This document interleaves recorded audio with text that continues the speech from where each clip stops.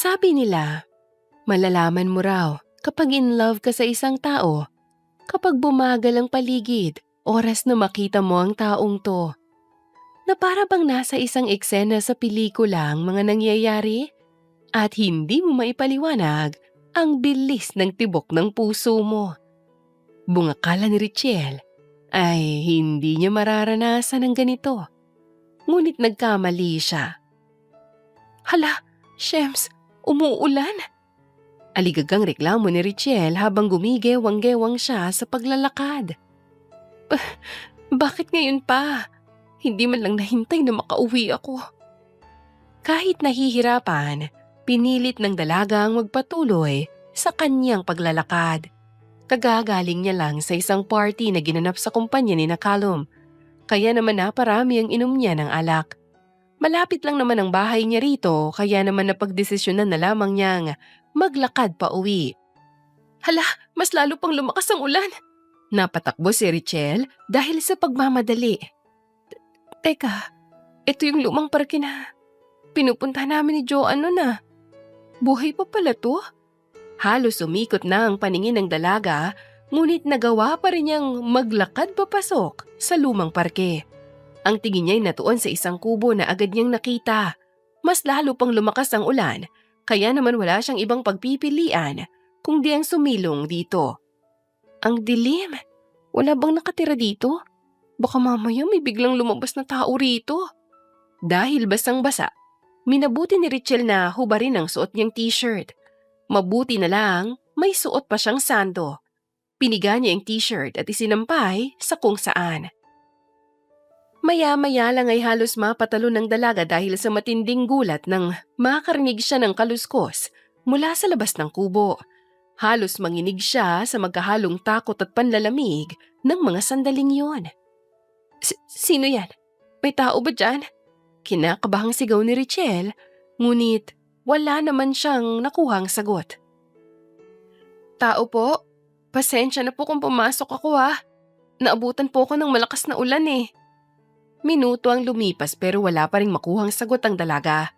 Binaliwala na lamang niyang narinig niyang kaluskos kanina nang bigla naman itong maulit. Sa pagkakataong ito, mas malakas na yon at mas malapit. Kaya naman batid niyang may tao na talaga sa labas ng kubo. Hello? Tao po? Maya-maya lang ay nakarinig na si Richelle ng mga yabag na unti-unting lumalapit sa kinaroroonan niya. Napasigaw siya nang biglang bumukas ang pinto ng kubo. Dahil sa pagkataranta, nawalan siya ng balanset na tumba. Mabuti na lang ay nasalo siya ng kung sino mang pumasok sa kubo. Kung hindi ay lalagapak talaga siya sa kahoy na sahig ng kubo. Richelle? Gulat na bulalas ng isang lalaki. Teka, kilala ko yung boses na yan ha. Dali-daling umayos ng tayo ang dalaga at bahagya siyang lumayo sa lalaki. Gray? Ikaw ba yan? Ako nga. Anong ginagawa mo rito? Ako? Ako ang dapat magtanong yan sa'yo. Anong ginagawa mo rito? Sinusundan mo ba talaga ako? Ha? Nandito ako para magpatila ng ulan. Anong sinasabi mong sinusundan? Nagpapatila rin ako ng ulan, no? Galing ka rin ba sa party ng kumpanya ni Callum? Oo. Teka nga. Paano ka naabutan ng ulan? Di ba may kotse ka? Hindi makasagot ang binata. Napakagat na lang siya ng pang-ibaba niyang labi habang nag-iisip ng maaari niyang idahilan. Sa kabila ng dilim na bumabalot sa kanila, kitang-kita ni Richelle ang mukha ni Gray. Naningkit ang mga mata niya dahil sa kakaibang ekspresyon nito. Sinusundan mo talaga ako, no? Seryosong tanong ng dalaga. Huwag ka nang tumanggi. Isa pa, hindi rin naman ito ang direksyon pa uwi sa bahay mo, no? Okay, fine. Oo na, sinusundan na kita. At bakit naman, Aber? Bigla ka kasing nawala sa party eh. Kakausapin sana kita. Ano naman ang dapat nating pag-usapan? Hanggang ngayon ba naman, mainit pa rin dugo mo sa akin. Wala naman akong ginagawa masama sa iyo ah. Huwag kang ang OA. Ganun talaga ang ugali ko. Bilisan mo na. Ano bang pag-uusapan natin? Kinuha ni Gray ang kanyang cellphone at ginamit niya ang flashlight nito para magkaroon sila ng ilaw. Doon pa lamang niya nakita ang suot ni Richelle. Hindi niya mapigilan ng sariling mapatitig sa katawan nito. Anong tinitingin-tingin mo? Mataray na angil ng dalaga. Bakit ganyan lang suot mo? Ayoko magkasipon o lagnat kaya hinubad ko yung t-shirt ko para patuyuin. I see. Tama ka nga naman. Nagulat na lang si Richelle nang biglang maghubad ng damit sa kanyang harapan si Gray. Mabilis siyang napaiwas ng tingin, ngunit hindi niya maitatangging nakita niya ang matipon at makisig nitong pangangatawan. Bakit bigla ka nalang naguhubad? Patutuyuin ko rin yung damit ko. Dalayo ko na magkasakit. Sinabihan mo man lang sana ako. Hindi yung basta-basta ka nalang maghuhubad sa harap ko. Bakit? Nagulat ka ba? O baka natakam ka? Mangarap ka, Gray. Mangarap ka. Wala sa sariling pinaghahampas ni Richelle ang dibdib ng binata. Nang mapagtanto niya ang kanyang ginawa, ay kusa na lang siyang tumigil. Nanlalaki ang mga matang napatingin sa mukha ng binata. Kasunod noon ay ang biglang pagbilis ng tibok ng puso niya. Ayos ka lang ba? Bakit ganyan ka makatingin? Wala. Mabilis na nag-iwas ng tingin si Richelle at lumayo na rin siya sa binata. Hindi niya maintindihan ang nararamdaman niya ng mga sandaling yun. Pilit niyang sinubukang pakalmahin ang mabilis na pagtibok ng puso niya, ngunit nabigo siya. Lumipas ang mga oras, ngunit hindi pa rin tumitila at umihina man lang ang ulan. Malakas pa rin ang hangin sa labas, dahilan para lamigin si Richelle at Gray sa loob. Maya-maya lang ay biglang namatay ang flashlight ng cellphone ng binata. Gray? Bakit nawala ang ilaw? Low battery. Hindi pa rin tumitila ang ulan. Gusto ko nang umuwi. Takot ka ba sa dilim? Napangiwi si Richelle. Hindi yan ang pinoproblema ko. Nilalamig na kasi ako kaya gusto ko nang umuwi. Halika rito. Ha? Bakit? Iyayakapin kita. Asa ka naman? Lumapit ka na lang kung nilalamig ka. Makakatulong to sa'yo para kahit papano mainitan ka. Body heat ang tawag dito. Hindi na. Hindi ko kailangan yan. Napabuntong hininga na lang si Gray. Kahit madilim ay nagawa niyang makalapit sa dalaga at walang pag-aalinlangan niya itong niyakap ng mahigpit. Dinig na dinig niyang pagsinghap nito dahil sa pagkagulat. Gray. Shh. Huwag ka na magreklamo kung ayaw mo magkasakit. Mag-taste ka na lang sa yakap ko. Natahimik si Richelle. Dinig na dinig niya ang mabilis na tibok ng puso ng binata. Dahilan para bahagya siyang mapangiti. Tama ang mga sinabi ni Gray. Kahit papano'y nabawasan ng lamig na nararamdaman ng dalaga dahil sa yakap nito. Hindi na malaman ng dalawa kung gaano sila katagal na magkayakap sa loob ng kubo at naghihintay na tumila ang ulan. Kung kanina ay ramdam na ramdam ni Richelle ang epekto ng alak sa kanyang katawan, nang mga sandaling yun ay tanging init ang bumabalot sa kanya. Okay na, pwede mo na akong bitawan. Biglang sambit ng dalaga at akmang lalayo siya kay Gray nang mapahawak siya sa isang bagay. Ano to? Bakit ang tigas?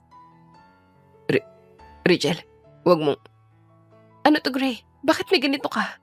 Nagpakawala ng isang malalim na buntong hininga ang binata pagkatapos ay saka siya napakagat sa pang-ibaba niyang labi.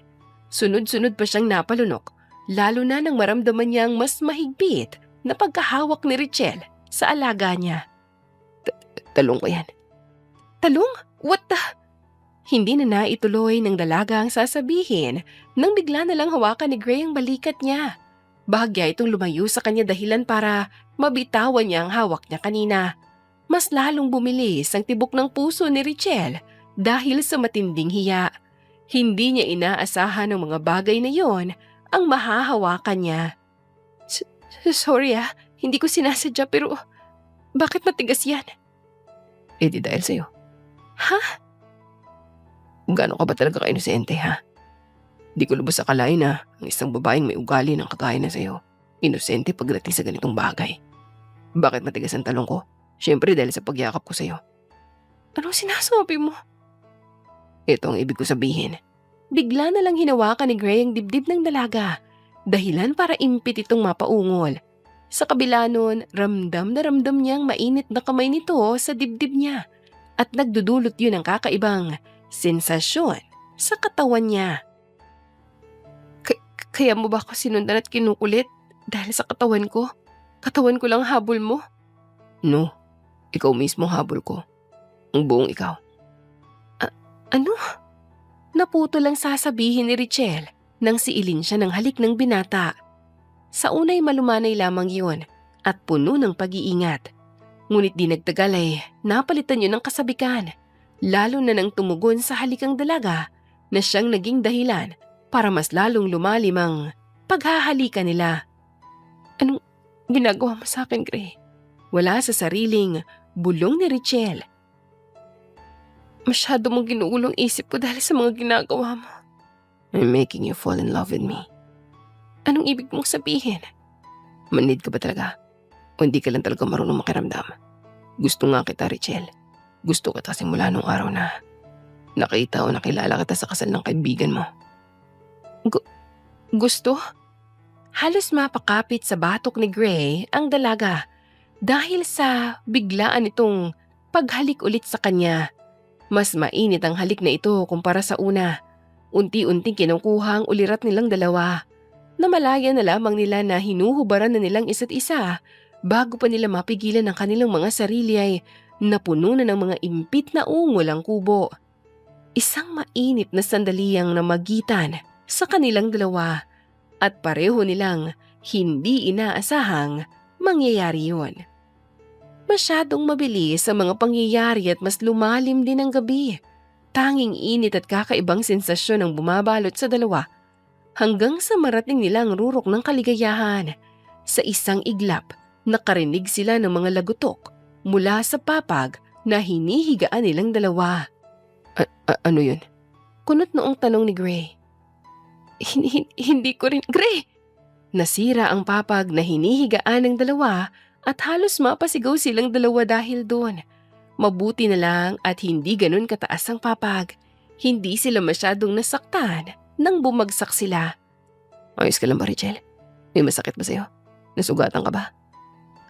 Ayos lang ako. Mabuti naman. Mahigpit na niyakap ni Gray ang dalaga. Hindi mo alam kung gaano ako sa'yo ngayon, Richelle. Nang dahil doon? Hindi lang basta dahil sa nangyari sa atin, okay? Gusto nga kita, diba? Siyempre, masayang-masaya ako ngayon dahil ikaw ang kasama ko. Ano ba akala mo sa akin, ha? Manyak? At walang ibang iniisip kundi ang may mangyari sa atin. Bakit? Hindi ka ba manyak sa ginawa mo sa akin? Wala akong ginawa sa'yo na hindi mo nagustuhan. Siguro naman naririnig mo ang sarili mo habang impit mong inuungol ang pangalan ko kanina. Diba? Mabilis na nag-init ang mukha ni Richelle dahil sa kahihiyan. Napasubsob na lang siya sa dibdib ng binata upang maitago yun. Mas matindi ang bilis ng tibok ng puso niya ngayon kumpara kanina. At kahit siya'y hindi malaman ang dahilan nun. Nilalamig na ako. Pwede na ba tayong magbihis? Saglit lang. Manatili pa tayo sa ganitong posisyon. Kahit saglit lang. Gusto ko pong maramdaman ang init ng katawan mo. Bahagyang hinampas ng dalagang dibdib ni Gray. Kung ano-ano na lang ang sinasabi mo, bumitaw ka na nga. Huwag ka na magpanggap na galit. Alam kong gusto mo rin to. Nabalot ng katahimikan ng nalalabing oras ng gabing yon sa pagitan ni Richelle at Gray.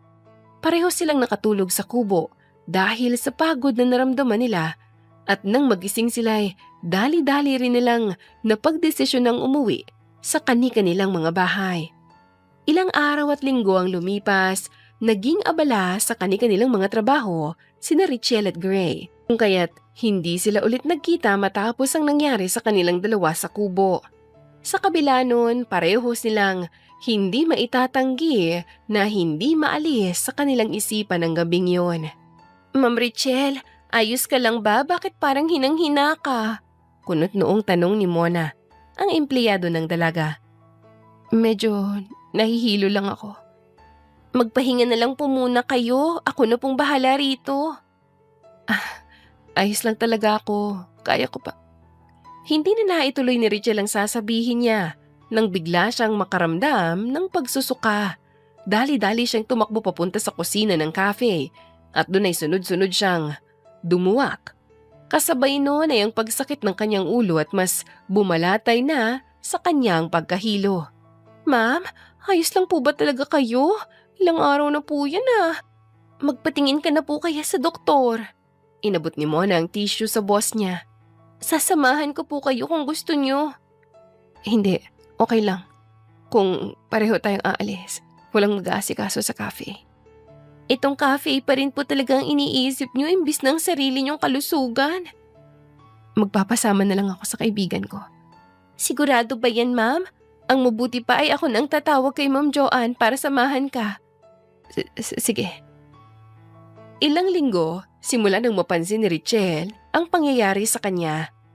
May ideya na siya kung ano ang ibig sabihin nito, ngunit pilit niyang binabaliwala yun.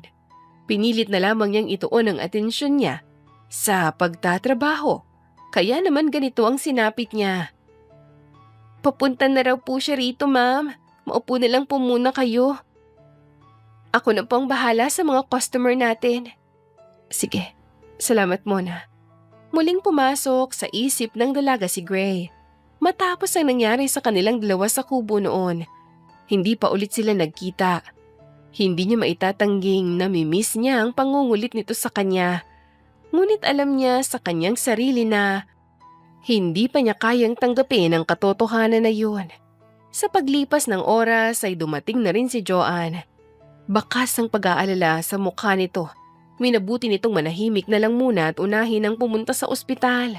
Kitang-kita naman sa mukha ni Richelle ang magkahalong kaba at pag-aalinlangan habang nasa waiting room sila ng hospital. Maupo ka nga muna, Richelle. Akala ko ba masamang pakiramdam mo? Bakit palakad-lakad ka dyan? Asik ni Joanne sa kanyang kaibigan. Hindi kasi ako mapakali. Maya-maya lang babalik na rin ng doktor para sabihin ang resulta ng mga test na ginawa sa iyo. Ang mabuti pa magpahinga ka na lang dyan sa kama para hindi na lumala ang nararamdaman mo. Joanne, paano kung buntis ako? Nanlaki ang mga mata ng babae. Ikaw? Buntis? Paano naman mangyayari yun, Aber? Hindi pa naman sigurado pero nasabi ko na sa iyo yung mga sintomas, di ba? Alam ko, iisa lang tayo nang iniisip ngayon.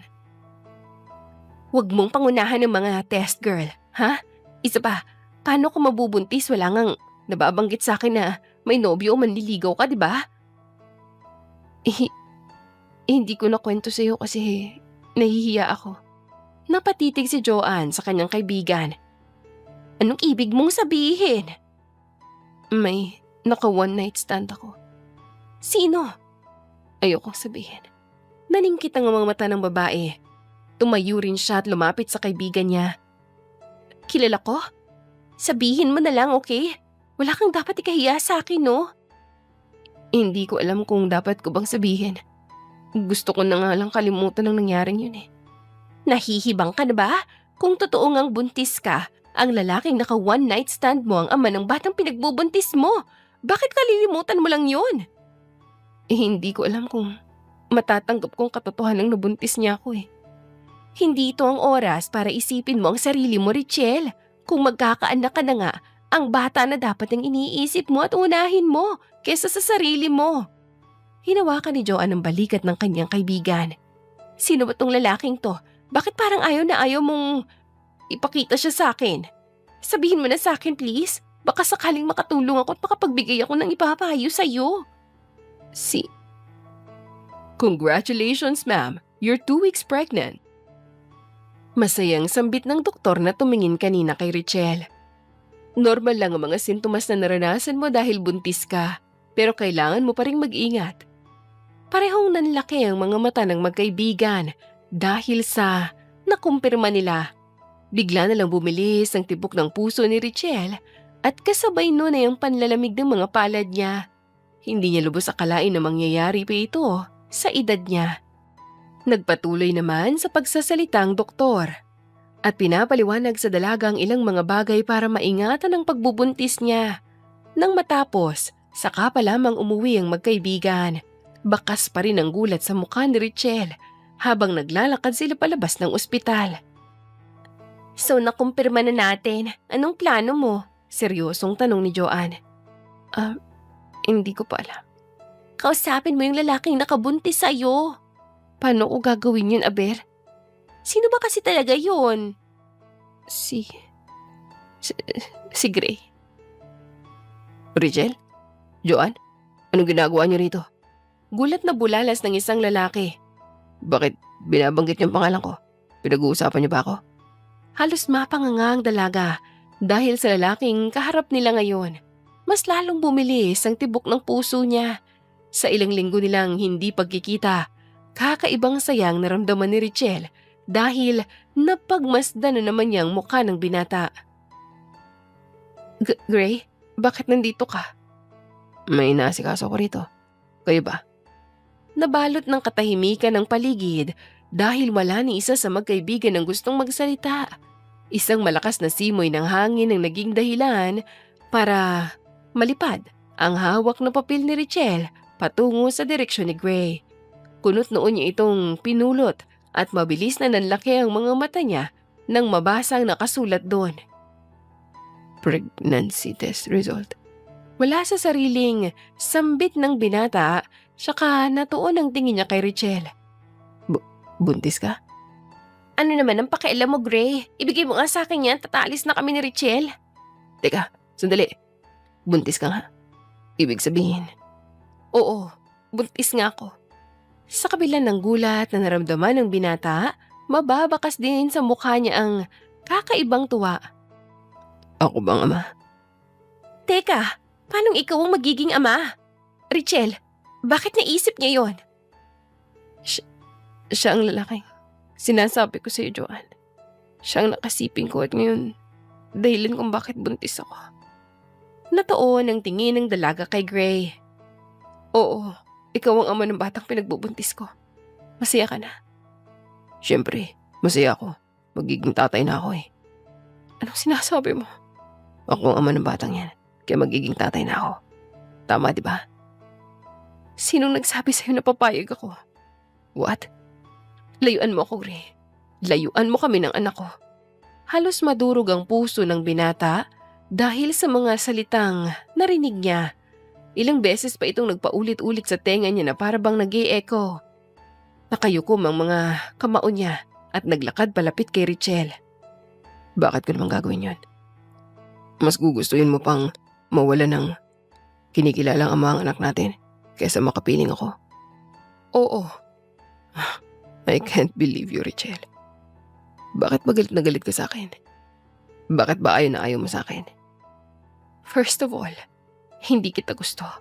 Pangalawa, wala akong maisip na dahilan para magustuhan ka.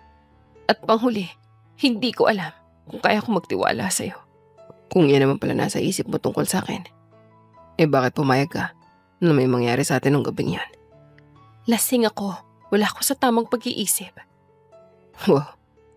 Parang sinasabi mo na ginaasa kita, ganun ba? Parang ganun na nga. Isinisigaw mo ang pangalan ko ng dahil sa sarap.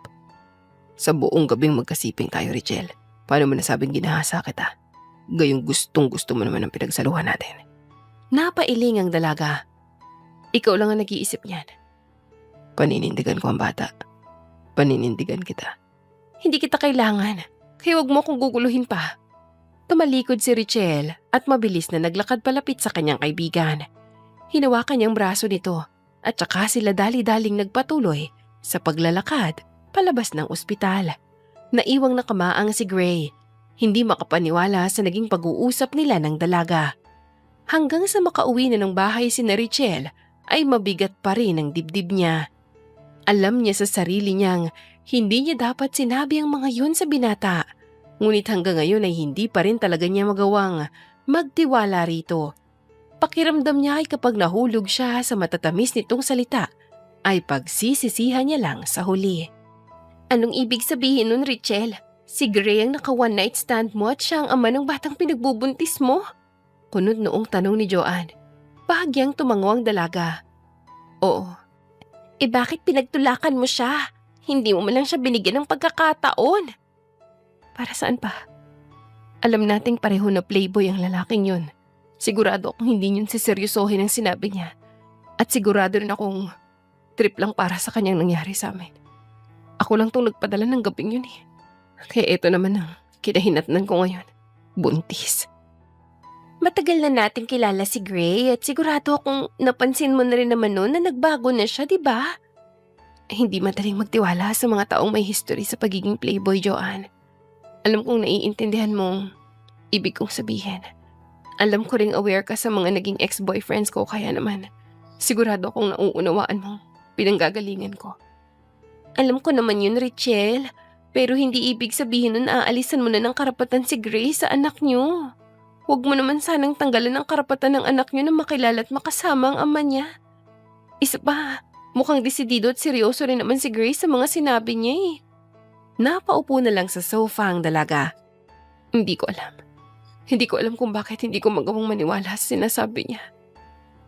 Hindi mo kailangang magmadali, okay? Hindi mo rin naman kailangang pilitin ang sarili mo eh. Mas mabuti kung hahayaan mong lumipas ang mga araw dahil alam kong kusa mo ring mapagtatanto ang lahat. Hinagod ni Joanne ang balikat ng kanyang kaibigan. Eto lang ang maipapayo ko sa iyo, Richelle. Bigyan mo ng isa pang pagkakataon si Gray na patunayan ang sarili niya. Wala namang mawawala sa iyo kung gagawin mo yun eh. Tumatak sa isip ni Richelle ang mga sinabi ng kaibigan hanggang sa makaalis si Joanne at mahiga siya sa kanyang kamay, laman ng isip niya ang naging pag-uusap nilang dalawa. May punto ang sinabi nito sa kanya. Ang problema lamang ay ang kanyang sarili. Sa paglipas ng mga araw ay halos magkulong na lamang sa kanyang bahay si Richelle. Hindi pa rin nawawala sa kanyang isip ang naging pag-uusap nila ni Joanne. Ginamit naman niyang pagkakataon ng mga araw na nagkukulong siya para mas makapag-isip ng kung ano ang dapat niyang gawin. Richelle, buksan mo ang pinto, papasukin mo ako. Malakas na sigaw ng isang lalaki mula sa labas ng bahay ng dalaga. Kilala kong boses na yun. Richelle, please, mag-usap tayo. Kahit na nag-aalinlangan ay naglakad ang dalaga palapit sa pinto para buksan ito. Anong ginagawa mo rito, Gray? Kailangan natin mag-usap. Okay, fine. Pumasok ka. Nagulat man ang binata ay agad rin naman siyang sumunod kay Richelle papasok sa loob ng bahay. Nabalot siya ng kaba hanggang sa maupo silang dalawa sa sofa. Palihim siyang huminga ng malalim para ikalma ang kanyang sarili. Anong pag-uusapan natin? Tungkol sa pagbubuntis mo. Sa magiging anak natin. Ano naman ang tungkol doon? Gusto kitang panindigan. Richelle, pati na rin ang magiging anak natin. Gusto kong maging parte ng buhay ng bata at maging ng buhay mo rin. At bakit? Bakit ako papayag sa gusto mong mangyari? Bakit mo ito ginagawa? Sinabi ko na sa'yo noon na gusto kita. Ngayon magkakaroon na tayo ng anak, ay mas nagkaroon ako ng pagkakataon para mapalapit sa'yo. Nangunot ang noo ni Gray habang diretso siyang nakatitig sa dalaga. Sabihin mo nga sa akin, bakit ba galit na galit ka sa akin? Dahil isa kang playboy. Alam ng lahat yan. Nung unang beses pa lang na lumapit ka sa akin, alam ko na agad kung anong gusto mo sa akin. Ginawa ko naman ang lahat para iwasan ka, pero ikaw tong laging nangungulit sa akin. Noon yun, okay. Nagbago na ako. Mahirap paniwalaan yan. Mahirap man pero yun ang totoo. Nagbago ako simula na makilala kita. Kuya please, maniwala ka sa akin no? I find it hard to believe, Gray. Sabihin mo na lang na hindi talaga ako mabilis magtiwala kaya kahit na ano ang sabihin mo sa akin, hindi pa rin ako maniniwala. But why? Niloko na ako noon. Niloko, ginamit, pinaasa, at sa huli iniwan at sinaktan. Hindi lang isang beses o 2 beses kundi maraming beses. Yun ang dahilan kung bakit naging ganito ako ngayon. Takot ako magtiwala. Hindi mo ako masisisi kung hindi kita magawang pagkatiwalaan ngayon. Napatungo ang binata. Hindi dahil sa pagkailang o takot, kundi dahil sa kakaibang awa na nararamdaman niya para kay Richelle. Sorry. Bakit ka nagsusorry? Hindi ko alam na ganun pala pinagdaanan mo. Hindi mo naman kasalanan yun, kaya hindi mo kailangang humingi ng tawad. Naintindihan ko na kung bakit pinagtatabuyan mo ako. Kung bakit galit na galit ka sa akin. Hindi ako galit sa'yo, Gray. Galit ako sa pangungulit mo dahil ginawa sa akin yan noon ng dati kong nobyo pero sa huli, iniwan at sinaktan pa rin nila ako. Hindi ko gagawin sa'yo ang ginawa nila, Richelle. Ikaw lang ang nag-iisang babae na nakapagparamdam sa akin ng ganito. Kaya hanggat maaari, ginagawa ko lahat para mapalapit sa'yo. Napakagat sa pangibabang labi ang binata. Ngunit, maya-maya lang ay nagpakawala siya ng sunod-sunod na buntong hininga. Please, Richelle. Alam kong mahirap para sa'yo na magtiwala sa akin. Pero gusto ko lang sana, bigyan mo ako ng pagkakataon. Hayaan mong patunayan ko sa'yo na nagbago na ako. Na seryoso na ako sa nararamdaman ko para sa'yo. At desidido akong panindigan ka at ang magiging anak natin. Nabalot ng katahimikan ng paligid dahil hindi agad nakasagot ang dalaga. Ramdamang mabilis na pagpintig ng puso dahil sa sinabi ni Gray. Maya-maya lang ay lumapit ang binata kay Richelle at hinawakan ang mga kamay niya. Hindi mo kailangang magtiwala sa akin ngayon. Isang pagkakataon lang ang kailangan ko. Okay? Okay, fine. Nanlaki ang mga mata ni Gray matapos marinig ang naging sagot ng dalaga. Sigurado ka? Yes. Bakit? Biglang nagbagong isip mo. Akala ko tatanggihan mo. Ipagtatabuyan mo lang ako ulit. Ayaw mo ba? Madali akong kausap, Gray. Pwede pa kitang ipagtabuyan ngayon. No. Hindi naman sa ganun. Nagulat lang ako dahil bigla kang pumayag eh. Hindi ako tanga, Gray. Naiintindihan ko ang mga sinabi mo. Pati na rin ang mga sinabi sa akin ni Joanne. Matagal kong pinag-isipan to. Kaya naman sigurado ako sa naging sagot ko. Isang matamis at malawak na ngiti ang sumilay sa labi ng binata. Hindi mo to pagsisisihan. Promise. At ano naman ang nasa isip mo, Aber? Hindi ako mahuhulog sa kung ano-anong pakulong gawin mo. Tumira ka na kasama ko. Ha? Ano? Tumira ka sa bahay ko. Nahihibang ka na ba? May sarili akong bahay. Bakit naman ako titira sa bahay mo? Kung gusto mo, dito na lang tayo tumira. Okay lang din naman sa akin yan. Teka nga, sandali. Hindi ko mag-gets kung ano tong trip mo ha. Hindi to trip, Richelle. Gusto ko makasiguradong magiging maayos ang pagbubuntis mo. At gusto rin kitang alagaan. Magiging madali ang lahat ng yun kung titira tayo na magkasama sa isang bahay. Ano naman ang nakain mo at naisip mong papayag ako sa gusto mong mangyari? Kung pumayag kang bigyan ako ng isang pagkakataon, ibig sabihin lang nun eh, papayag ka rin dito. Napasa po sa noo ang dalaga. Ibang klase ka rin talaga, no? Wala akong gagawin masama sa'yo, okay? Magkakanak na tayo, kaya naman hindi na pwede. Ano ba sinasabi mo? Wala. Ano, payag ka na? Makakatanggi pa ba ako? Hindi, kukulitin naman kita araw-araw eh. Kita mo na? Bakit nagtatanong ka pa? Gusto ko lang makasigurado. So, paano? Titira ka sa bahay ko? O titira ako rito sa bahay mo? Huwag ka nang magtanong, ikaw lang din naman ang masusunod. Bagyang natawa si Gray. Nang mga sandaling yon ay nawala ng pangamba na nararamdaman niya at napalitan na ng hindi maipaliwanag na saya. Habang pinagmamasdan nga niya si Richelle, ay mas lalong bumibilis ang tibok ng puso niya. Hindi dahil sa kaba, kundi dahil sa saya. Tutulungan sana kitang mag-ayos ng gamit mo para makapagakot na tayo eh. Hakot? Sinong nagsabi sa'yo na marami akong dadalhin gamit? Baka kasi magustuhan mo sa bahay ko, hindi ka na umalis. Asa ka, Gray, asa ka. Nang araw na yon ay nag-impake na rin si Richelle ng ilang damit niya.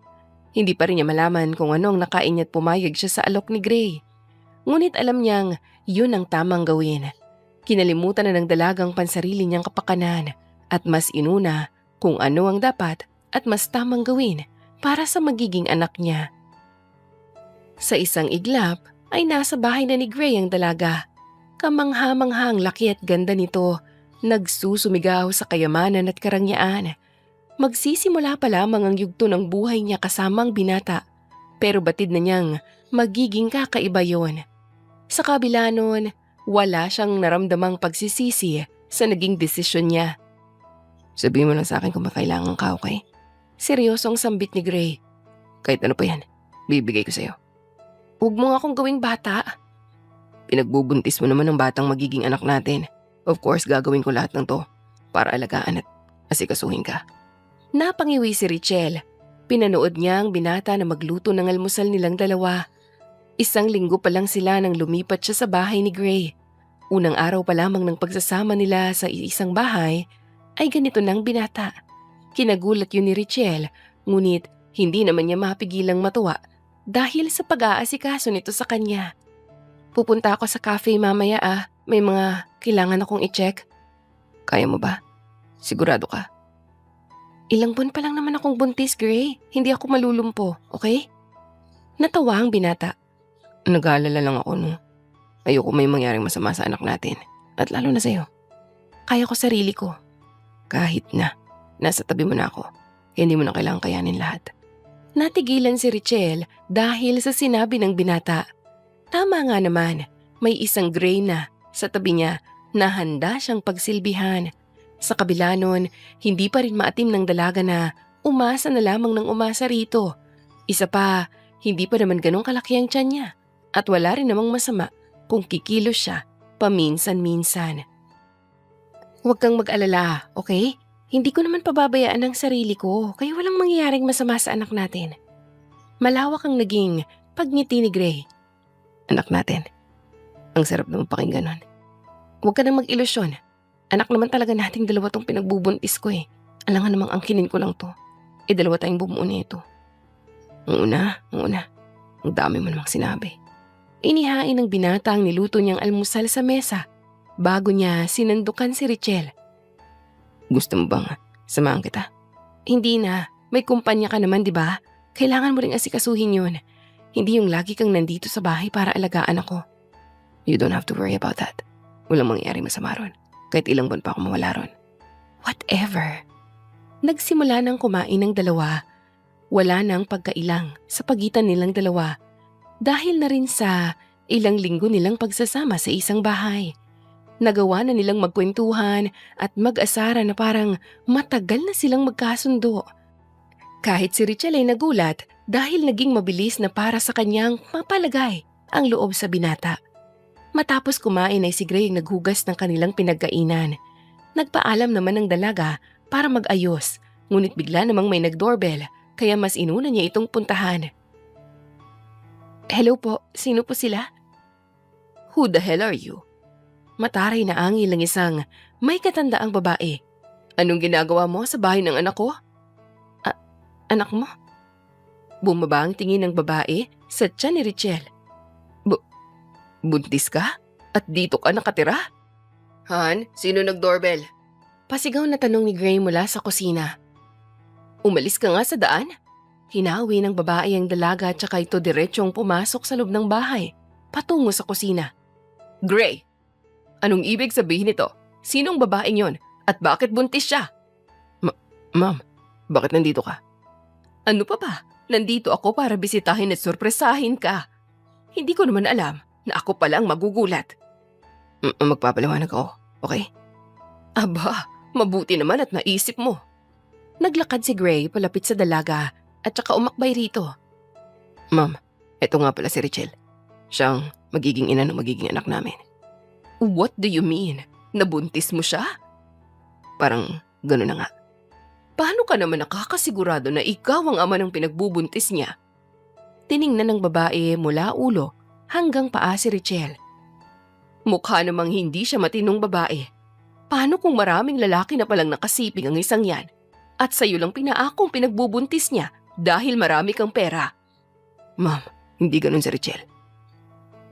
Mawalang galang na po, Mrs. Garcia. Hindi tayo magkakilala ng lubos at ito ang unang beses na nagkita tayong dalawa. Wala ho kayong karapatan para pagsalitaan ako ng ganyan. I have all the right to say whatever the hell I want to say. Sino ka ba sa akala mo para magreklamo sa akin? Normal lang na magduda ako sa pagbubuntis mo dahil hindi nga kita kilala. And as a mother, kailangan kong protektahan ang anak ko laban sa mga katulad mo. Katulad ko? What exactly do you mean by that po? Mga katulad mong mukhang pera. At huwag ka nang tumanggi dahil alam kong pera lang ang habol mo sa anak ko. Tama ba?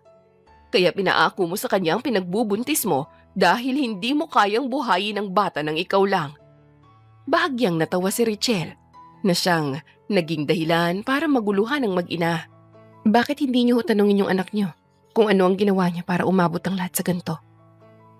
Alam niyo, wala ho akong pakialam. Kahit na gaano pa kadami ang pera ni Gray, may sarili ho akong pera. Tungkol naman sa pagbuhay sa batang pinagbubuntis ko, kayang-kaya ko itong buhayin ng mag-isa lang. Sa katunayan, yun talaga ang plano ko. Niwala nga ho akong balak na ipaalam sa anak niyo na nabuntis niya ako. Pero siya ho itong lumapit at nangulit sa akin nang malaman niya eh. Siya ang nakaisip ng lahat ng to, kaya siya ho ang dapat nakausapin niyo. Naririnig mo ba to, Gray? Ganito ang ugali ng babaeng yan. Ngayon pa lang ay paalisin mo na yan. No, ma'am. Hindi ko gagawin yan. Ano? Bakit? Gusto ko si Richelle. Noon pa man, bago pa siya mabuntis. Tama ang lahat ng sinabi niya. Ako ang nangulit sa kanya. Ako ang may gusto na magkasama kami ngayon. Nahihibang ka na ba? Siguro, ay oo. Dahil mahal ko si Richelle, mommy. Hindi ako papayag na magkaiwalay kaming dalawa. Hindi ako papayag na malayo siya. Na malayo ang mag-ina ko sa akin. Kung kinakailangan ko silang ipaglaban mula sa'yo, gagawin ko. Kung hindi mo siya paaalisin, ako ang magpapaalis sa kanya. Humahangos na lumapit si Mrs. Garcia sa dalaga at walang pag-aalinlangan niyang hinawakan ng braso nito at kinaladkad niya ito palabas ng bahay. Hindi kita pinalaki para lang mapunta sa isang walang kwentang babae na katulad ng isang to. Hindi ka nababagay sa kanya. Aray, bitawan mo ako. Mommy, buntis siya. Huwag mo siyang kaladkarin. Wala akong pakialam. Hanggat hindi ako nakakasiguradong sa'yo ang bata, wala akong pakialam. Mom, stop. Sumusobra ka na. Ako pa? Ako pa ang sumusobra? Pabatong binitawan ng babae si Richelle nang makalabas sila ng bahay. Ang taas ng pangarap ko para sa'yo, Gray. Ni hindi pumasok sa isip ko na makakabuntis ka na lang ng kung sinong babae nang hindi ka man lang kinasal. Pero hindi ikaw magdidesisyon para sa bagay na to. Tungkol to sa aming dalawa ni Richelle, kaya labas ka na ron. Ako ang ina mo at ako ang masusunod. Mas alam ko kung ano ang tamang gawin sa ganitong sitwasyon. At sa tingin mo, ay tamang gawin ang ipagtabuyan at palayasin ng isang buntis na katulad ko? Natawa naman ang dalaga pagkatapos ay pinagpagpa niya ang damit niya. Ilang beses mo sinabi na ikaw ang ina ni Gray. Kung isa kang ina, dapat ay maiintindihan mo ang nararamdaman at sitwasyon ko dahil magiging ina na rin ako. Pero mukhang mali ako. Paano kita maiintindihan? Hindi naman ako nabuntis ng basta-basta katulad mo. Sabihin mo nga ho sa akin, Mrs. Garcia. Ano ba talaga ang problema mo? Hindi mo ba talaga matanggap na nakabuntis ng babae ang anak mo? Kahit hindi pa sila kasal? O baka naman, hindi mo matanggap na sa isang katulad ko nahulog ang anak mo? Pwede rin namang natatakot ka sa sasabihin ng iba tungkol sa anak mo kapag nalaman nilang tungkol sa amin. Lahat yan. Lahat ng sinabi mo ay totoo. Masisira ang pangalan ng anak ko nang dahil sa'yo. Masasayang lahat ng pinaghirapan niya nang dahil sa'yo. Wala akong pakialam, Mami. Mas malaga sa akin si Richelle at ang magiging anak namin. Paano naman ako? I am your mother, Gray. Dahil sa insta niyo ngayon, ay napatunayan kong hindi ako ang pinahalagahan niyo. Mahalaga lang sa inyo kung anong meron ako, pagiging mayaman ko, pagiging matagumpay ko. At hindi niyo ako pinahalagahan bilang anak. Hindi totoo yan. Mahal kita bilang anak ko. No, Mom. Mahal mo ang ideya na ako ang anak mo dahil isa akong matagumpay na tao ngayon. Mahal mo ang mga narating ko, ang mga nakuha ko, pero hindi ako mismo. Dahil kung mahal mo talaga ako, hindi mo gagawin to. Ikaw ang kauna-unahang tao na susuporta sa akin. Dahil katulad ng sinabi mo, ikaw ang ina ko. Pero hindi ganun eh. Ikaw pa ang pinakaunang taong gustong humadlang sa magiging kasiyahan ko. Paano ka sasaya sa katulad ng babaeng yan? Enough, Mom. Walang mali kay Richelle. Kung hindi mo siya matanggap, wala na ako magagawa. Bubuo na ako ng sarili kong pamilya sa ayaw mo man o sa gusto. Kung ganon, ay mas pipiliin mo pa siya kesa sa akin? Ganon na nga. Magkakaroon na ako ng anak at bubuo na aming pamilya. Mas pipiliin ko talaga siya kumpara sa'yo. Lalo na't napatunahin ko ngayon kung anong klaseng ina ka. Kalokohan! Hindi mo to pwedeng gawin. Of course I can. Nasa bahay kita, Mom. Mas makakabuti kung aalis ka na lang para hindi na lumaki ang gulong to. Pagsisisihan mo to, Gray. Sinasabi ko sa'yo, pagsisisihan mo to. Padabog na naglakad paalis si Mrs. Garcia. Nang tuluyan itong makaalis ay dun pa lamang nakahinga ng maluwag si Gray at Richelle. Inakay pa ng binata si Richelle papasok sa loob ng bahay at pareho silang naupo sa sofa. Hindi nila inaasahan ang mga nangyari kaya naman mas minabuti na lang muna nila na magpahinga para maikalma na rin ang mga sarili nila. I'm sorry. Sinabi ko dapat sa'yo tungkol kay Mommy. Hindi dapat na nangyari. Nahihiyang paumanhi ni Gray. Okay lang. Inaasahan ko na to. Anong ibig mong sabihin? Well, isa kang kilalang personalidad. Sunod kay Callum. Of course. Malalaman ko ang tungkol sa mga magulang mo. Lalong-lalo na sa nanay mo. I see. Pero gusto ko pa rin humingi ng paumanhin. Sanay ako sa mga taong may magagaspang na pag-uugali. Ako ang dapat humingi ng pasensya dahil sa naging pagsagot ko kanina. Kahit na anong gawin natin, siya pa rin ang mommy mo. You did good. Ang totoo nga niyan ay pinaghandaan ko ng araw na ihaharap kita sa kanya. At alam kong ganun na magiging reaksyon niya. Hindi ko lang talaga inasahan ang mga sinabi niya. Nagpapasalamat ako dahil kaya mong ipaglaban ang sarili mo.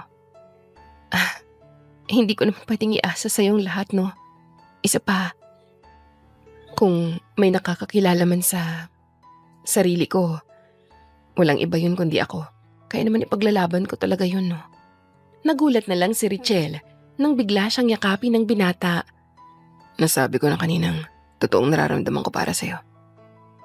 Hindi yun ang gusto kong pag-aamin na gawin pero dahil na rin sa pagsasagutan kanina, nadala na ako. Seryoso ka ba ron? Ang akala ko sinabi mo lang yun para mapatahimik mo ang nanay mo eh. Hindi. Totoo lahat yun. At seryoso ako ron. Palihim na napangiti ang dalaga at kasunod nun ay ang pagbilis ng tibok ng puso niya. Hindi niya maaaring lokohin ang sarili niya. Matagal na rin naman siyang may nararamdaman para kay Gray, ngunit wala lang siyang lakas ng loob para tanggapin yun sa sarili niya. Mabilis na lumipas ang mga araw at buwan at bumalik sa dating tahimik at masaya ang pagsasama ni Richelle at Gray. Mas lalo pa silang naging malapit sa isa't isa at nalalapit na rin ang kabuuanan ng dalaga. Mas lalo lang naging maalaga ang binata pero wala namang reklamo si Richelle doon. Are you ready? Nadala naman natin lahat ng kailangan. Wala na ba tayo nakalimutan? Sunod-sunod na tanong ng binata. Ha? Magpapacheck up lang tayo, Gray. Anong dadalhin natin? Baka kasi magkaroon ng emergency. Mas mabuti na yung handa. Ospital naman ang pupuntahan natin kaya hindi mo kailangan mag-alala. Isa pa, next month na ang kabuanan ko. Okay, fine. Let's go na nga. Inalalayan ng binata si Richelle na maglakad palabas ng bahay. Saktong pagbukas nila ng pinto ay tumambad sa kanila si Mrs. Garcia at sa pagkakataong ito ay meron itong kasama. Nabalot ng pagtataka si Gray habang gulat na gulat naman ang dalaga. Ma'am? May pupuntahan kayo? Yes, magpapacheck up kami. Hindi ka pwedeng umalis. At bakit? Kailangan kasama niya ako ron. Pabayaan mo na ang babaeng yan. Maipapakilala ko sa'yo na mas karapat dapat sa'yo. Si Ailey. Halika rito, iha. Ito ang anak kong si Gray. Anak, ito si Ailey. Anak siya ng investor ng kumpanya mo. Nice to meet you, Ailey. Okay na ba, ma'am? Alis na kami. Pabayaan mo na sabi ang babaeng yan. Intindihin mo na tong si Ailey dahil nagpunta pa siya dito para lang makita at makausap ka. Paano ko gagawin ang sinasabi mo, ma'am? Paano ko pababayaan ang babaeng nagdadala ng anak ko? Naririnig mo ba mga sinasabi mo? Ganyan ka ba talaga kasama?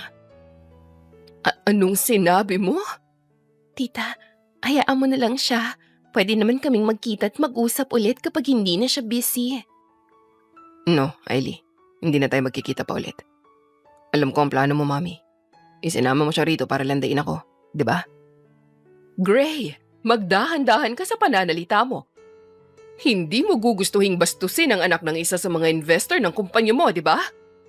Dapat ay naisip niyan bago niyan sinama rito. Simula pa lang, ay alam ko nang gagawa ka ng paraan para mapaghiwalay kami ni Richelle.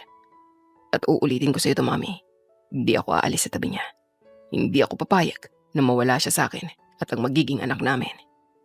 Nababaliw ka na siguro. Nabaling ang tingin ni Mrs. Garcia sa dalaga. Ano bang pinakain mo rito sa anak ko at hindi ka maiwan-iwan ng isang to? Desisyon niya po yan. Wala po akong kinalaman dyan. Umalis na tayo, Richelle. Nasasayang ang oras natin dito. Sige, Gray. Kapag tinuloy mo yung balak mo ay kakalimutan na kita bilang anak ko. Whatever, Mommy. Hindi na ako bata para sumunod sa mga gusto mong mangyari. Matanda na ako para magdesisyon para sa sarili ko at alam ko ang tama ang ginagawa ko. Mas pipiliin mo pa talaga ang babaeng yan kesa sa akin? Oo. Simula nang dumating siya sa buhay ko, ay naging masaya na ako. At gagawin ko ang lahat para manatili siya sa tabi ko. Kahit pa ang kapalit nun ay ang pagkaputol ng koneksyon nating dalawa. Huminga ng malalim si Gray pagkatapos ay nilingon niya ang kanyang ina. Kung itatakwil mo talaga ako, huwag ka na mag-abalang bumalik sa bahay na to. Hindi na ako rito titira, kaya wala ka nang mapapala kung pupunta ka pa rito. Anong ibig mong sabihin? Sa bahay ni Richelle kami titira, yung malayo sa'yo. Tuluyan nang naglakad pa alis si Gray habang akay-akay niya ang dalaga. Bakas naman ang gulat sa mukha ni Richelle dahil sa mga sinabi ng binata. Ngunit mas minabuti niyang manahimik hanggang sa makasakay sila sa kotse at magmaneho na ito paalis. I'm sorry. Biglang sambit ni Gray habang nasa biyahe sila. Para saan? Alam kong aabot sa ganito lahat. At nang dahil sa akin, nasangkot ko pa sa ganitong gulo. Magkakaanak na tayo, Gray. Wala naman akong pinagsisisihan sa kung nasan man ako ngayon o kung anong sitwasyon man ang kinahaharap natin. Masaya ako na magkaroon ako ng anak. Tayo. Ng anak. Tungkol naman sa pagtira ko sa bahay mo. Sure, walang problema sa akin. Kung mas makakabuti yun para sa'yo, para sa atin, ay papayag ako. Pero sigurado ka ba sa desisyon mo? Puputulin mo talaga ang ugnayan yun ng mami mo? Hindi siya titigil. Hanggat di niya nang kukuha yung gusto niya. Ibig sabihin lang nun, guguluhin niya tayo ng guguluhin.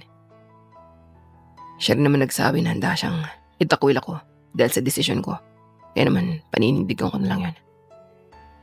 Gray, siya pa rin ang ina mo. Kahit na, sa pagkakataong to, ay hindi ko yun nakikita. Mas lalong hindi ko nararamdaman ang pagiging ina niya dahil sa mga ginagawa niya. Bahagyang hinimas ni Richelle ang may kalakihan na niyang tiyan. Kapag nanganak ako, sisiguraduhin kong hindi ako magiging katulad ng ina mo sa anak natin. Parang hindi ko ata nakikita ang sarili kong magiging kontrabida ako sa buhay ng mismong anak ko. Ako rin. Ayoko maranasan yan naranasan ko. Habang lumalaki ako, gagawin ko lahat para mapuno ng saya ang bawat araw niya habang tumatanda siya. Sa kabila ng nangyari kaninang umaga, mabilis yung nakalimutan ni Richelle at Gray nang makaharap nila ang doktor at makapagpa-check up ang dalaga.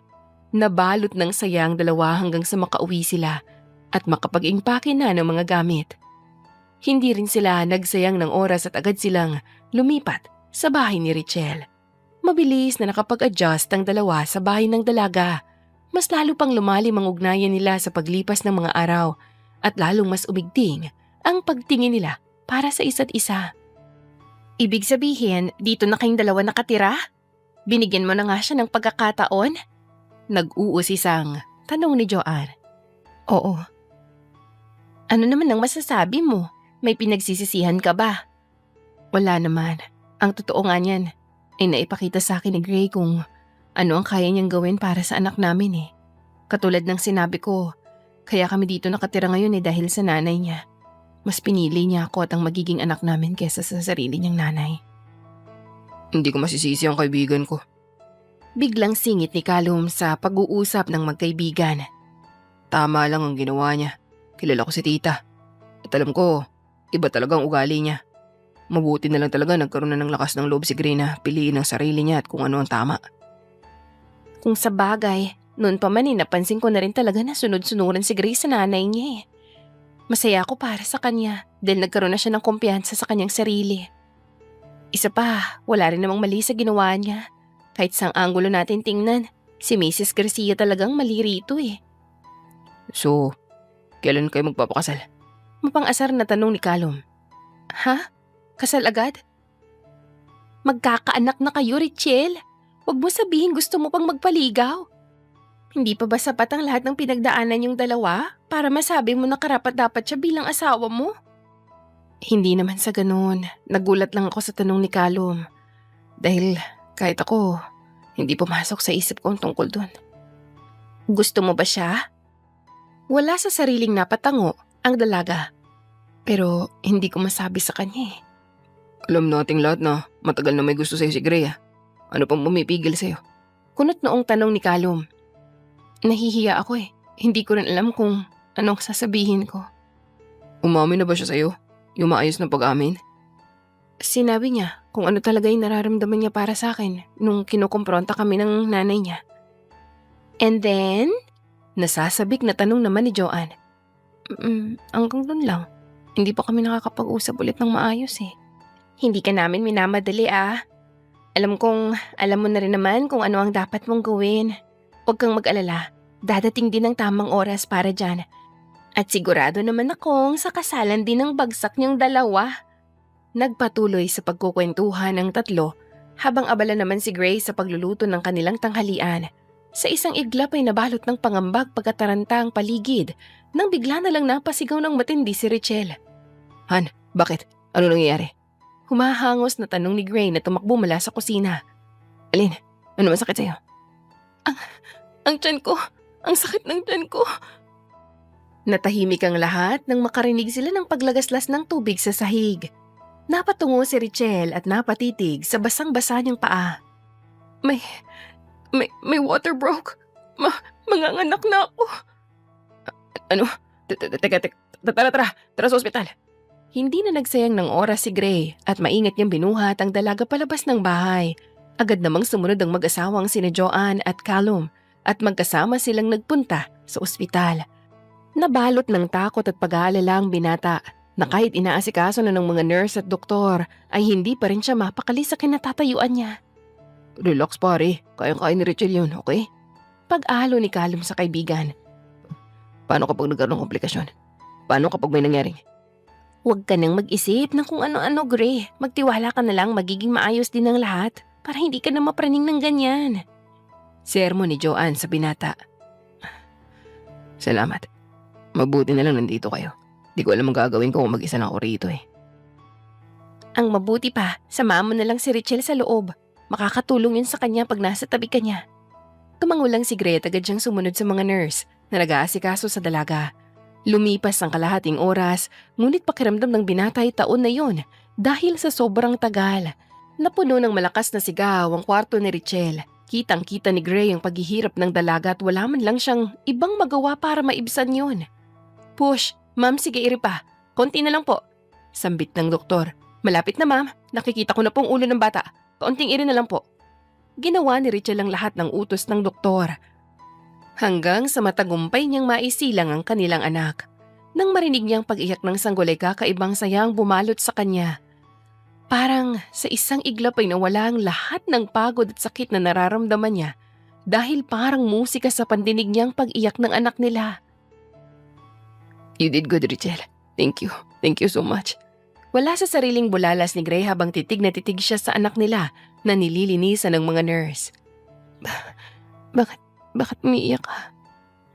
Masaya ako. Masaya. You're a father now. Hindi ka na dapat umiiyak na parang bata. Huwag kang ambasag, Trip. Masaya lang ako kaya umiiyak ako, okay? Hinawakan ni Gray ang isang kamay ng dalaga at hinalikan niya yun. Pangako, magiging isang mabuting ama ako sa anak natin. At higit sa lahat, ay magiging isang mabuting asawa rin ako sa'yo. Ha? Ano bang sinasabi mo dyan? Napamaang na lang si Richelle nang biglang tumayo ng ayos ang binata at may kinuha mula sa bulsa niya. Doon lang niya napagtanto na tanging short at sando lang ang suot nito at wala man lang ito kahit tsinelas man lang. Tatawa na sana siya. Ngunit nakita niya ang maliit na kahon na hawak ni Gray. Mabilis na nanggilid ang mga luha niya lalo na nang lumuhod ito sa tabi ng kama. Ilalagay ko sana to sa cake na niluluto ko kanina. Pero dahil nagkaroon ng emergency, ngayon ko na lang gagawin. Napakamot pa sa batok ang binata habang tumatawa. Hindi tayo nag-date. Hindi rin kita niligawan. At mas lalong, hindi tayo nagkaroon ng opisyal na relasyon. Sa kabila ng lahat ng yun, totoo nararamdaman ko para sa'yo. Mahal na mahal kita. Simula pa lang nung una. At wala akong pinagsisisihan sa lahat ng mga nangyari sa atin. Dahil yun na naging tulay para makaabot tayo rito. Binuksan niya ang maliit na kahon na hawak niya at kinuha niya ang singsing na naroon. Ngayon meron na tayong anak. Makukumpleto na ang ating pamilya. At kapag kinasal na tayong dalawa, ikaw ang nag-iisang babaeng gusto kong makasama sa buong buhay ko, Richelle. Ikaw ang dahilan kung bakit nandito ako ngayon. Nakalood sa harap mo. At handang ibigay sa'yo lahat. Lahat na meron sa mundo. Will you marry me? Tuluyan ang umagos ang mga luha ni Richelle ng mga sandaling yon. Nabalot naman ang kilig ang mga nurse na nasa loob pa rin at nakasaksi sa nangyayari. Ilan pa nga sa kanila ay napasigaw dahil sa kilig na nararamdaman. Sunod-sunod na tumango ang dalaga. Yes, I will marry you, Gray. Mabilis na tumayo ang binata para isuot ang singsing sa daliri ni Richelle at agad na niyakap ito ng mahigpit. Patuloy pa rin sa pag-iyak ang dalaga dahil sa labis na tuwa na nararamdaman niya. Hindi pa man niya masabi ang nararamdaman niya para kay Gray. Batid niyang mahal na nga siya nitong lubusan. Mahal na mahal din kita, Gray. Wala sa sariling sambit ni Richelle. Hindi na itago ng binata ang kanyang pagkagulat. Anong sinabi mo? Mahal din kita. Seryoso? Mukha ba akong bibiro? Naninigurado lang eh. Niyakap ulit ni Gray ang dalaga at hinalikan pa niya ang noon ito. Sobrang saya ko, Richelle. Parang gusto ko atang sundan na agad ang anak natin.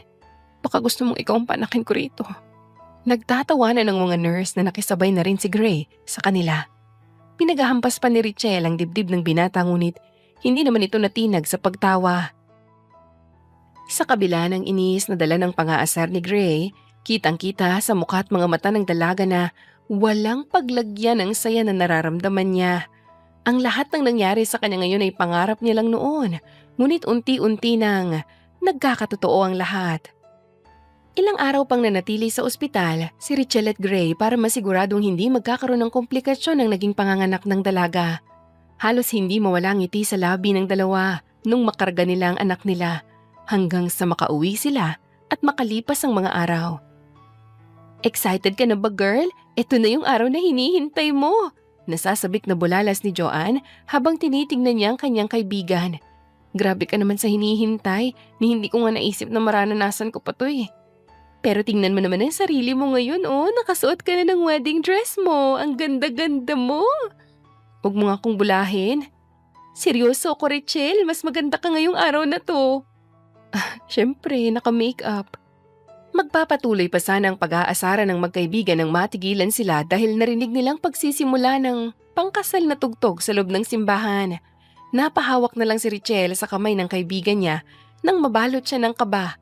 Hanggang ngayon ay hindi pa rin siya makapaniwala sa mga nangyayari. Kinakabahan ako. Pabulong na saad ni Richelle. Ano ka ba naman, girl? Araw to ng kasal mo kaya dapat mag-enjoy ka rito. Tanggalin mo yung kabang nararamdaman mo para mas maging memorable sa'yo ang araw na to. Salamat, Joanne. Salamat dahil nasa tabi pa rin kita hanggang sa dumating ang araw na to. Hindi ba't pinangako natin to noon na a-attend tayo sa kasal ng isa't isa? Nagtawanan ng magkaibigan nang maalala nila ang mga pinagdaanan. Maya-maya lang ay bumukas na ang pinto ng simbahan at doon na nakita ni Richelle ang mga taong nasa loob. Marahan siyang naglakad papasok habang nakasunod lang sa kanya si Joanne. Ang tingin niya ay nakatuon sa matipuno at gwapong lalaki na nasa altar. Malawak ang ngiti habang hinihintay siyang makalapit. Hindi pa nagsisimulang kasal natin. Umiiyak ka na. Ganyan mo ba ako kamahal? Nangaasar na sambit ni Gray nang makalapit sa kanyang babae. Kung sinabi mo lang agad, pinakasalan sana kita nung una pa lang eh. Hinampas ni Richelle ang dibdib ng lalaki. Masaya lang ako, okay? Huwag kang umasta na. Parang matibay ka. Iyakin ka rin naman, no? Tama ka nga. Iyakin niya talaga ako pagdating sa'yo at sa anak natin. Napamaang na lang si Richelle nang bigla siyang yakapin ng lalaki. Maya-maya lang ay kumalma na rin naman siya at natigil sa pag-iyak. Sakto rin na dumating na ang pari na mabilis na sinimula ng kasal. Habang taimtim na nakikinig si Richelle at Gray, ay sunod-sunod na pumapasok sa kanilang mga isip ang mga pinagdaanan nilang dalawa bago sila makaabot sa araw na to. Nang mga sandaling yon ay napagtanto nila kung gaano sila naging matibay at matapang sa pagpili at paglaban para sa magiging anak nila. Yun din pala ang magiging dahilan para magkatuluyan silang dalawa. At ngayon ay ikinakasal na sila. Gray Martin Garcia, tinatanggap mo ba ang babaeng ito bilang iyong asawa? Biglang tanong ng pare. I do, Father. Ikaw naman, Richel Sonyo, tinatanggap mo ba ang lalaking ito bilang iyong asawa? I do, Father. Parehong napangiti ang dalawa. Nang magharap sila, nagkatitigan pa silang dalawa na parang bumagal ang mga nangyayari sa paligid. Tanging ang mabilis na pintig ng puso lamang ni Richel ang naririnig niya ng mga sandaling yon, at ganun din naman si Gray. You may now kiss the bride. Biglang sabi ng pari. Napuno ng palakpakan at sigawan ng buong simbahan. At sa pangunguna na rin ni Joanne, inasar pa niya ang kanyang kaibigan, ngunit ang atensyon naman ni Richel ay nakatuon lamang sa lalaking nasa kanyang harapan. Sa wakas, matatawag na rin kitang asawa ko. Ay, ang corny mo naman. Mag-asawa naman tayo kaya wala naman masama ron. Whatever. Hindi kita hahalikan hanggat di mo ako tinatawag na asawa ko. Hoy, huwag kang mag-isip bata dyan. Natawa ang lalaki pagkatapos ay bigla niyang hinapit ang bewang ni Richel. Gusto mo na ng pangalawang anak? Ano? Maghunos dili ka nga? Mahirap kayo. Hindi na naituloy ni Richel ang sasabihin dahil siniil na siya ng halik ng lalaki. Isang matamis at puno ng pagmamahal na halik at ramdam na ramdam ng babae. Sa ilang sandaling magkalapat ang mga labi nila ni Gray. Mas lalo pang umingay ang mga tao sa simbahan. Ang ilan ay tumakbo na rin palapit sa bagong kasal para batiin ang mga ito. Hindi maipaliwanag na saya ang nararamdaman ni Richel at Gray ng mga oras na yon. Alam nila sa kanilang mga sarili na magsisimula pa lamang ang panibagong yugto ng kanilang mga buhay. Ngunit hindi nila maipagkakailang nasasabik na silang harapin ang mga ito. Mabuhay ang bagong kasal! Malakas na sigaw ni Joanne na agad namang sinundan ng ibang mga taong nasa simbahan. Congratulations, girl! Finally, parehas na tayong kasal! Salamat, Joanne. Congrats, pare. Inakbayan ni Calum ang kanyang kaibigan. Masaya ako para sa inyong dalawa. Salamat, pare. Masayang-masaya rin ako. Hinawakan ni Gray ang kamay ng asawa niya ng mahigpit. Hinila pa niya palapit sa bisig niya at niyakap. Nangunot naman ang noon ni Richel habang titig na titig siya sa lalaki. I love you, Richel. I love you too, Gray. Ilalapit na sana ulit ng lalaki ang mukha niya sa kanyang asawa nang bigla namang sumingit si Joanne sa pagitan nilang dalawa. Karga-karga ang anak ng mga ito. Tama na yan at baka masundan pa agad tong anak niyong to. Napuno ng tawanan ng buong simbahan. Nagkaroon pa ng isang maliit na salo-salo sa bagong bahay ni Richel at Gray at napuno ng saya at ingay ang gabing yon. Wala nang mahihiling pa ang mag-asawa sa mga sumunod na araw at linggo.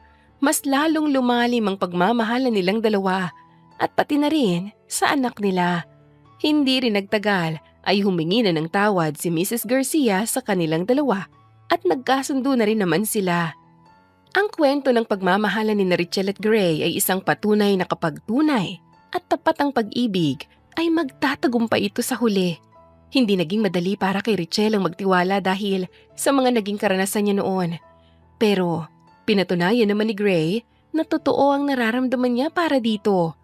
Ang lahat ng tao ay iba't ibang karanasan pagdating sa pag-ibig, kung kaya't hindi natin masasabing pare-pareho ang nararamdaman natin. Ngunit iisa lang ang dapat nating isipin pagdating sa pagmamahal, na kapag nakatadhana kayo para sa isa't isa, ay kayo talaga ang para sa isa't isa. Dear listeners, dito na po nagwawakas ang napakagandang kwento ng pag-ibig ni Richel at Gray. Ang kwentong ito ay dedicated para kay Miss Richel Sonyo. Maraming salamat po sa lahat ng mga bagay na tayong dalawa lamang ang nakakaalam. Nawa po'y magustuhan nyo ang kwentong ito at maihatid nito ang nais kong iparating sa inyo na merong iba't ibang karanasan at pinagdadaanan ng bawat tao kung kaya't hindi madali ang magtiwala. Sa kabila nun, hindi yun naging hadlang para tumulong ka sa mga taong hindi mo pa naman gaanong kilala. Maraming salamat po ulit. From Papa P. Para po sa mga gustong magpa-dedicate o magpagamit ng kanilang mga pangalan para sa mga susunod na kwento, mag-comment lang po kayo sa ating upload At si Papa P na po ang bahala sa lahat. At muli po, maraming salamat sa patuloy na pagtangkilik at pagsuporta sa mga kwento ng Dear Celine. At naway makasama pa namin kayo sa mas marami pang kwento.